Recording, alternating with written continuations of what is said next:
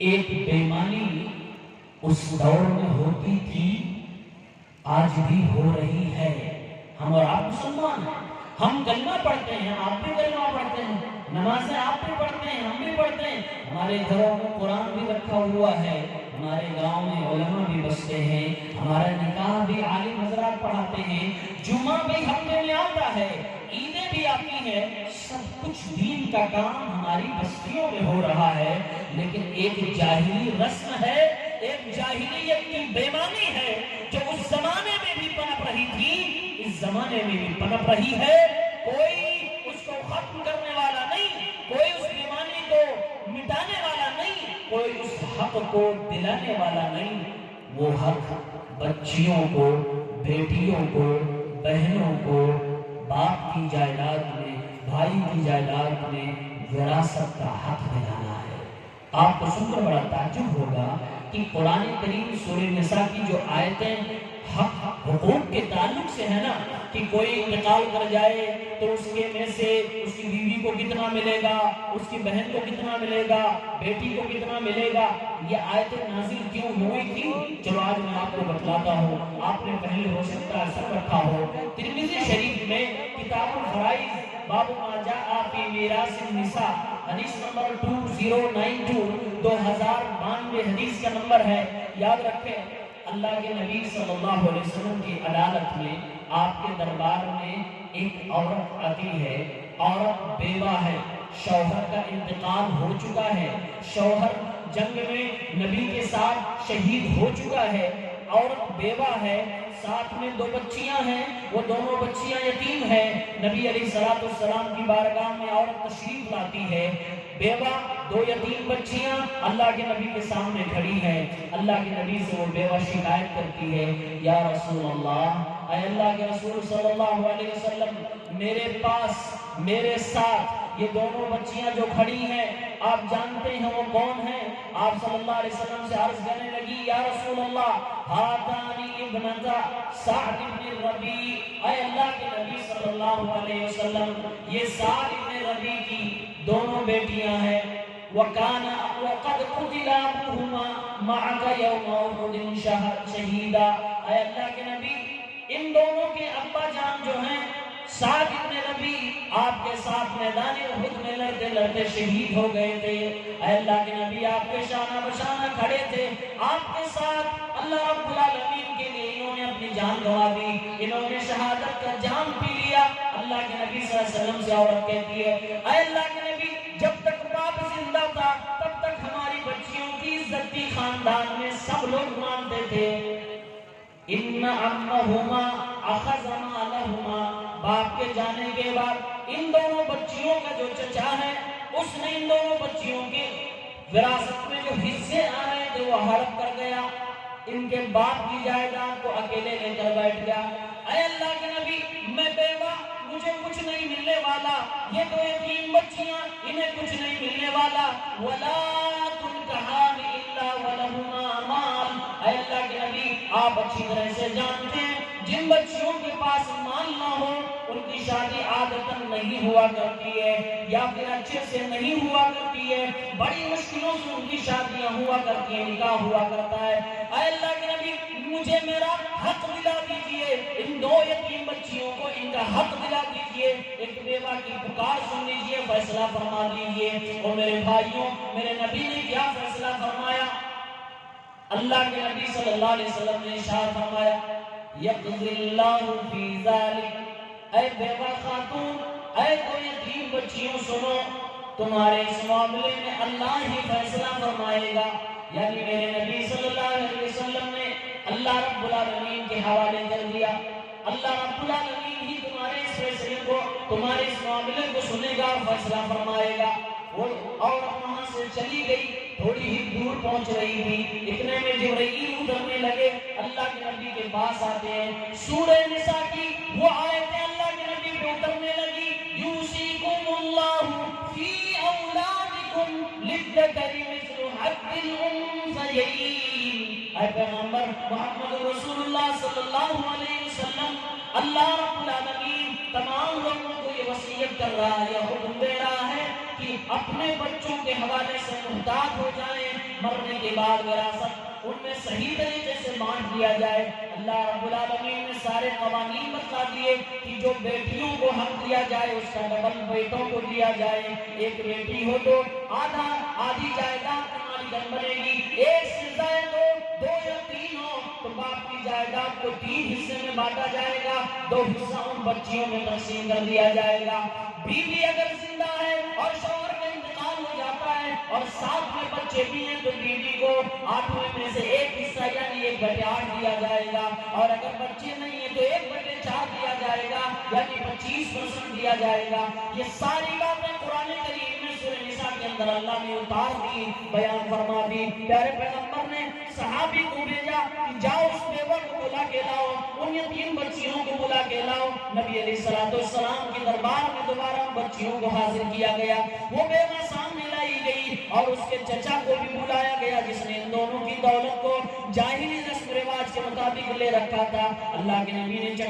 چچا کو مخاطب فرمایا اور فرمایا اعطی ابنتی سعد الثلثین، یہ دو یتیم بچیاں جو ہیں ان کو 2/3 اپنی ان کے باپ کی جائیداد میں سے حصہ دے دو، اور ان کی ماں کو 1/8 دے دو، وما بقی فہو لک، اس کے بعد جو بچے عصبہ کے طور پر تم رکھ لو۔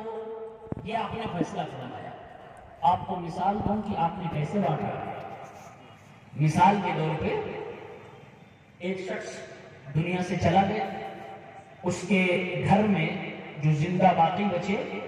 ایک بیوی، 2 بیٹیاں اور ایک بھائی، 3 عورتیں،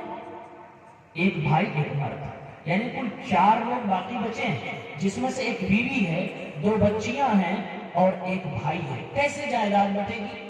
مثال کے طور پر آپ رکھ لیجئے اس آدمی کے پاس 24 لاکھ روپے تھے، 24 لاکھ روپے وہ چھوڑ کے جائیداد میں گیا، بٹے گی کیسے؟ آپ صلی اللہ علیہ وسلم نے قرآن کا فیصلہ سنایا کہ اللہ فرما رہا ہے کہ 2/3 دونوں بچیوں میں بانٹا جائے، یعنی 24 لاکھ میں سے 16 لاکھ روپے دونوں بچیوں کو دے دیا جائے گا۔ ایک بچی کو 8 لاکھ، دوسری بچی کو 8 لاکھ، بچے کتنے؟ 16 دے دیے گئے، کتنے بچے؟ صرف 8 بچے۔ اب اس 8 میں سے اللہ کے نبی صلی اللہ علیہ وسلم فرماتے ہیں 1/8 حصہ اس کی بیوی کو یعنی 3 لاکھ اس کی بیوی کو دے دیا جائے، اور جو باقی بچا اس کے بھائی کو دے دیا جائے۔ عورتوں میں کتنا حصہ بانٹا گیا؟ عورتوں میں آدھا سے بھی زیادہ حصہ ان 3 عورتوں میں بانٹ دیا گیا، اور یہ قرآن کی آیت کب اتری تھی؟ جب ایک عورت نے مقدمہ نبی کے سامنے رکھا تھا۔ پتہ یہ چلا، علماء یہاں کہتے ہیں کہ قرآن میں جو میراث کی آیتیں اتری ہیں، جو اسلام میں وراثت کا حق بیان کیا گیا ہے، دراصل عورتوں کو ہی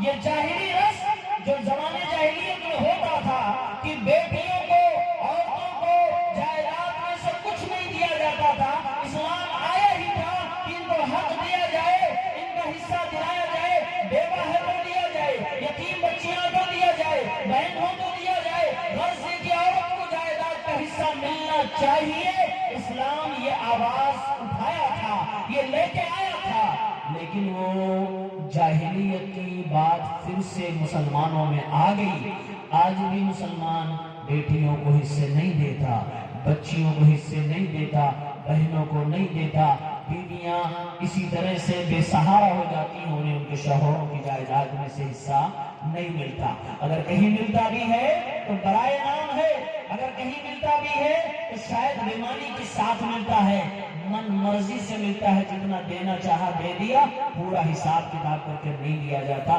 اسلام میں عورت کو یہ مقام حاصل ہے کہ اسے مردوں کی طرح جائیداد میں حصہ دیا جائے۔ وہ الگ بات ہے کہ اس کا حصہ مقرر کتنا ہے، وہ علماء جو اس کے ماہرین وہ فیصلہ کریں گے۔ یہ اسلام نے عورتوں کو مقام و مرتبہ دیا ہے۔ جس کے اوپر جتنا بڑا انعام ہوتا ہے، جتنا بڑا فضل و احسان ہوتا ہے، اسی طرح سے اس کے اوپر ذمہ داریاں ہوتی ہیں۔ اسلام نے جب عورت کو عزت بخشی، لوگ مار رہے تھے، زندگی بخشی، لوگ حق ہڑپ رہے تھے، حق دلایا۔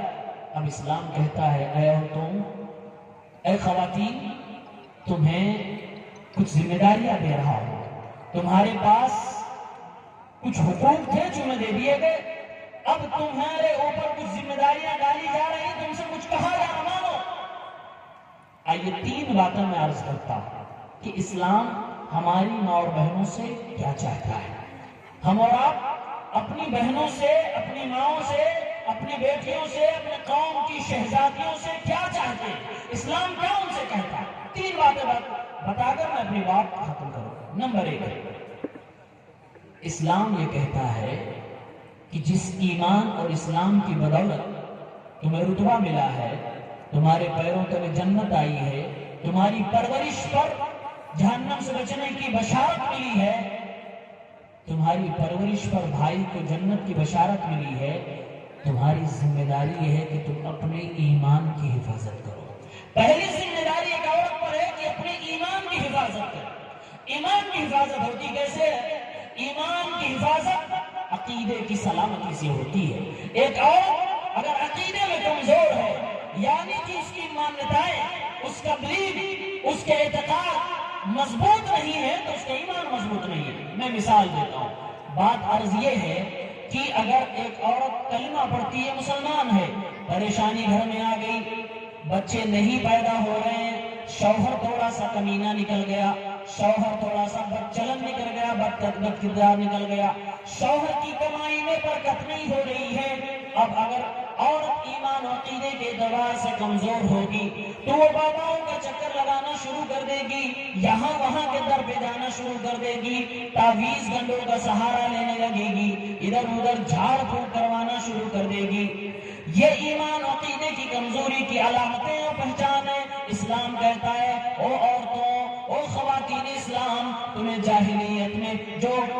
بے عزتی سہنے پڑ رہی تھی، اسلام نے تمہیں عزت دلا دی ہے، اب تم اسی ایمان اور اسی اسلام کی حفاظت کرنا، کبھی تم کسی کے دروازے پہ نہ جانا، کبھی تم کسی در پہ نہ جانا، کسی مزار پہ نہ جانا، کسی چوکٹ پہ نہ جانا، تعویذ و گنڈے کے ذریعے سے اپنے گھر میں جادو کو نہ دعوت دینا، تعویذ بنوا کر اپنے شوہروں کو یا اپنی ساس کو اپنے گھر میں موجود افراد کو نہ پلانا۔ اسلام نے اس بد عقیدگی سے عورتوں کو بچنے کے لیے کہا۔ اسلام عقیدے کے معاملے میں، ایمان کے معاملے میں عورتوں کو مثال بھی دیتے ہوئے کہتا ہے اے قوم کی خواتین، اے اسلام کی شہزادیوں، اپنا ایمان اتنا مضبوط کر لو جیسے سمیہ کا مضبوط تھا کہ وقت کا سب سے بڑا ظالم و جابر انسان بھی سامنے آتا ہے، کھڑا ہو جاتا ہے، ہاتھ میں اس زمانے کا ایک خطرناک ہتھیار بھی ہے اور اس سے وہ اس کے اوپر وار کرتا ہے، جسم کے 2 ٹکڑے کر دیے جاتے ہیں، بدن 2 ٹکڑے میں کٹ چکا ہے،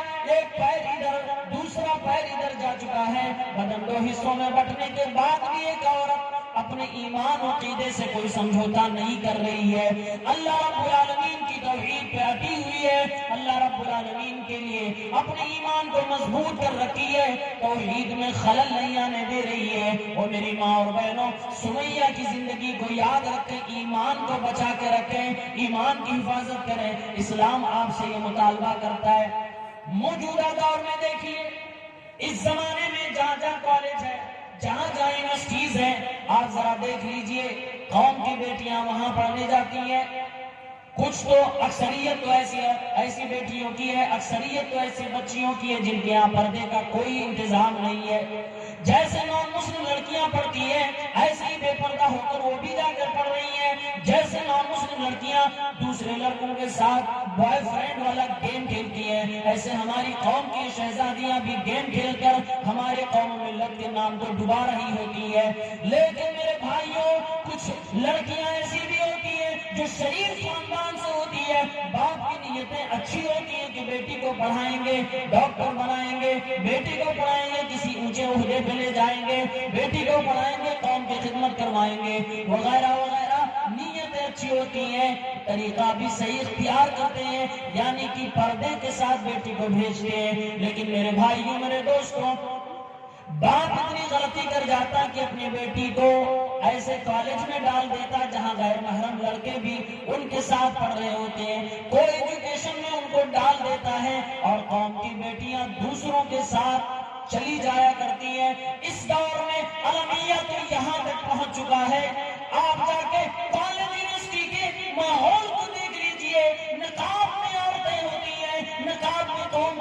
شادیاں اسلام کا نام ڈبا رہی ہوتی ہے، ہاتھ میں داغا بدے ہوئے، ماتھے پہ پیشانی پہ ٹیکا لگے ہوئے، مردوں کے ساتھ لڑکوں کے ساتھ ہاتھ میں ہاتھ دے کر گھوم رہی ہوتی ہے۔ اور میری ماں اور بہنوں، بڑے دردمندانہ انداز میں آپ سے یہ گزارش آپ کا بھائی، آپ کا بیٹا